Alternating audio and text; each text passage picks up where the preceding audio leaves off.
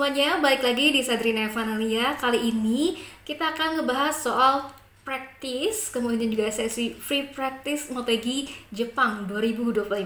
Nah, tadi kalau kita lihat jalannya balapan untuk di sesi practice MotoGP Jepang 2025 ini, yang pertama ada Marco Bezzecchi, kemudian ada Pedro Acosta, dan ketiga ada Marc Marquez. Nah, kalau tadi kita lihat, memang secara keseluruhan ini Marco Bezzecchi cukup kuat. Sementara untuk Marc Marquez dia agak struggle ya untuk di awal-awal dari sesi praktis. Kemudian di sesi akhir-akhir dari sesi praktis itu Marc Marquez masih bisa improve gitu ya. Nanti kita bahas data-datanya sampai kemudian juga ada beberapa gap-gap yang bakalan kita ulik datanya. Oke teman-teman, kali ini kita akan lihat datanya dari MotoGP terkait dengan sesi praktis MotoGP Jepang 2025. Yang pertama, ini tadi ada Marco Bezzecchi di posisi pertama. Kemudian di posisi kedua ada Pedro Acosta dengan catatan waktunya 0,136 detik dari Bezzecchi. Ini juga lumayan ya. Tadi Pedro Acosta itu cukup kompetitif, kita lihat. Kemudian juga ada Marc Marquez di posisi ketiga. Marc Marquez ini jaraknya atau gapnya 0,167 detik dari Marco Bezzecchi. Kalau kita lihat dari Marc Marquez sendiri, tadi tuh sempat struggle ya. Jadi sempat kesulitan dulu di awal-awal dari sesi praktis karena Marc Marquez ini cukup lama gitu untuk bisa berada di posisi terdepan. Jadi awal-awalnya itu dia masih di posisi ke-22 bahkan dan Marc Marquez ini sempat mengganti bannya. Jadi di awal-awal itu memang Marc Marquez pakai bannya depan medium, kemudian juga ban belakangnya medium. Jadi medium-medium. Terus kemudian mungkin Marc Marquez ini masih mencari settingan motornya yang pas seperti apa gitu ya. Karena kan ini kondisi sirkuitnya juga sangat-sangat berbeda dari sirkuit Eropa. Kalau misalkan sudah ke Asia itu lebih, apa ya, lebih panas gitu ya. Dibandingin dengan di FP1 pun juga ini juga, temperatur aspalnya juga lebih panas. Maka dari itu tadi juga Marc Marquez ini sempat struggle, sampai akhirnya di akhir-akhir untuk, sesi praktis ini Marc Marquez mencoba gitu ya untuk mengganti bannya dari ban medium itu medium-medium ke medium soft. Jadi ban belakangnya itu diganti sama soft. Sampai akhirnya Marc Marquez, bisa meraih posisi ketiga gitu. Dan ini catatan waktunya ya teman-teman. Untuk Juan Mir nih, Juan Mir juga di tempat keempat, gap-nya 0,168, ini tipis juga ya dari Marc Marquez gitu. Tapi ini juga, jaraknya 0,168 dari Marco Bezzecchi.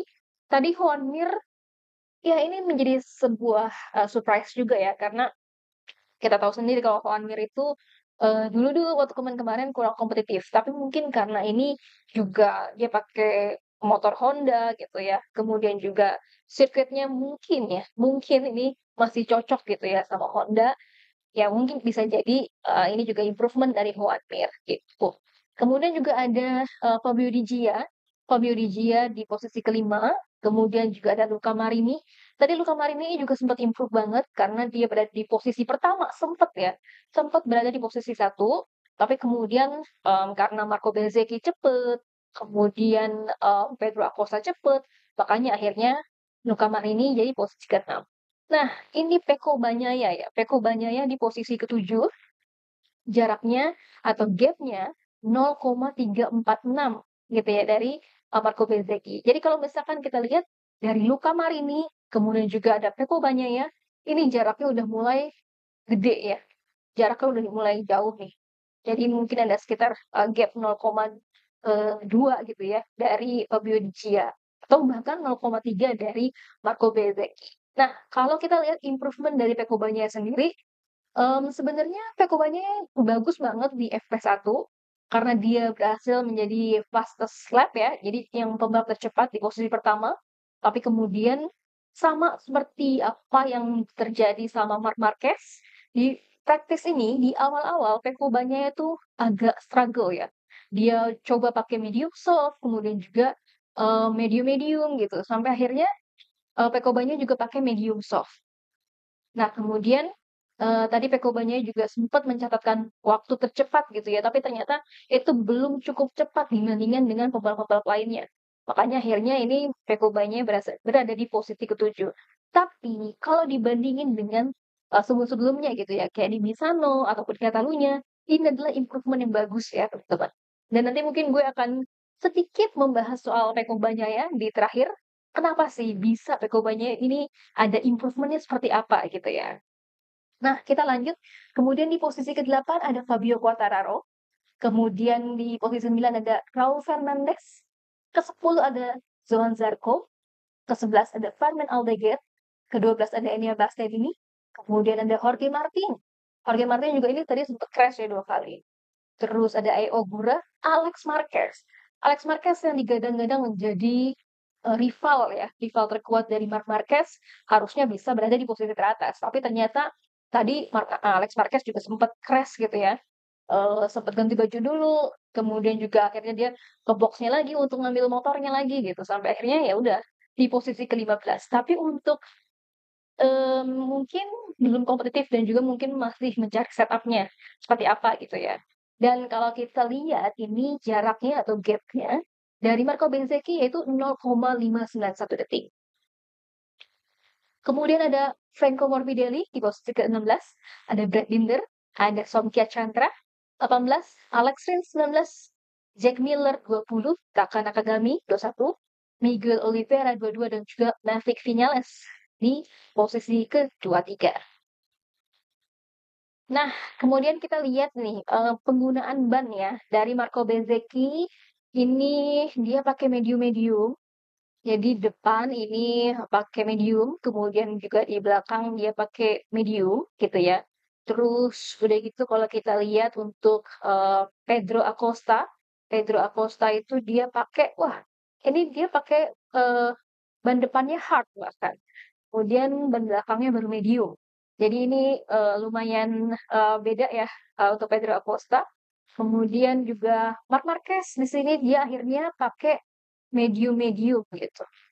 Tapi kemudian di saat terakhir gitu ya, kita lihat Marc Marquez nih di saat dia berlangsung kelima gitu ya di run 5, Marc Marquez itu akhirnya pakai medium soft sampai akhirnya dia berada bisa di posisi ketiga gitu. Nah, di awal-awal kan Pedro Acosta tadi pakai hard, tapi kita lihat untuk selanjutnya dia pakai ini nih, terakhir ya.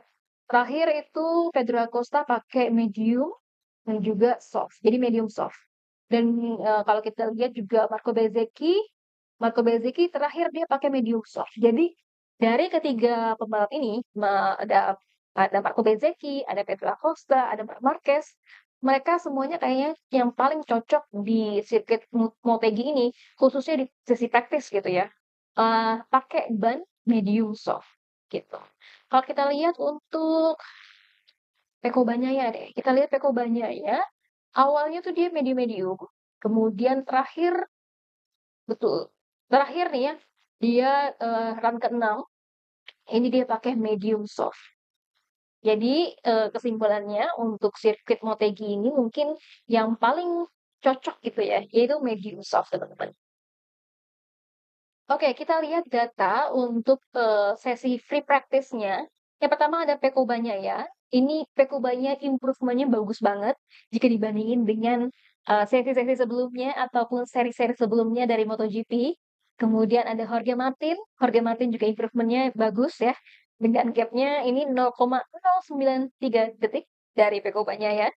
Dan juga ada Marc Marquez. Itu gap-nya 0,102 detik.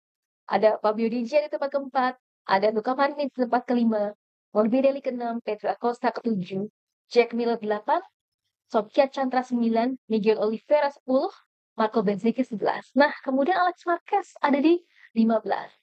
Nah, berbeda dari FP1, ini kita ngomongin juga dari Peko Bagnaia gitu ya. Kalau kita lihat Peko Bagnaia di FP1, dia improve banget karena dia sudah menemukan solusi begitu ya di saat tes di Misano.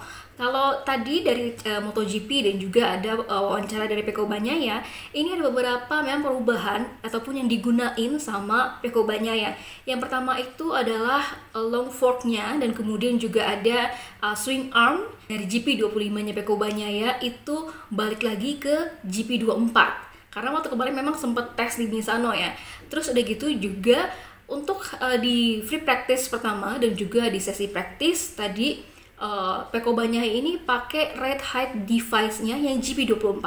Tapi apesnya di sesi practice di awal-awal gitu ya, Peko Banyahe ini memang sempat kesulitan ataupun juga mengalami kendala dan juga mengalami masalah, yaitu sistem elektroniknya dari Peko Banyahe ini bermasalah, dan ini juga berhubungan dengan head ride device-nya GP24 yang dipakai di motor GP25 Peko Banyahe.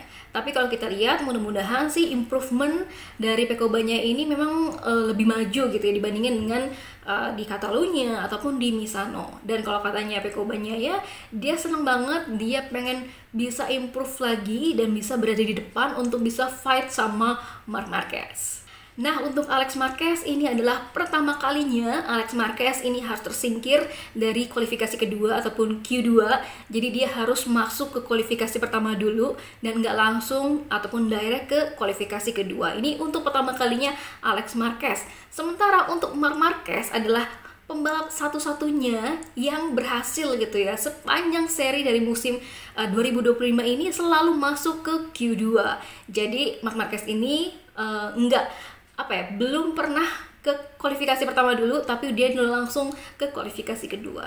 Nah, dari hasil tadi dari sesi praktisnya, jadi ada beberapa pembalap yang memang langsung masuk ke kualifikasi kedua untuk di sesi kualifikasi besok gitu ya. Yang pertama ada Marco Bezzecchi, tentu aja di nomor 1, kemudian ada Pedro Acosta, ada Marc Marquez, ada Joan Mir, ada Fabio Di Gia, kemudian Luca Marini, ada Peko Banyahe. Ini improvementnya luar biasa karena Peko Banyahe langsung masuk ke kualifikasi kedua. Kemudian ada Fabio Quartararo, Raul Fernandez, dan juga Johann Zarco. Nah, itu dulu teman-teman untuk review dari FP1 dan juga practice MotoGP Jepang 2025. Nanti kita lanjutin lagi ngebahas seputar Marc Marquez dan juga ngebahas soal sesi kualifikasi dari MotoGP Jepang 2025. Bye-bye!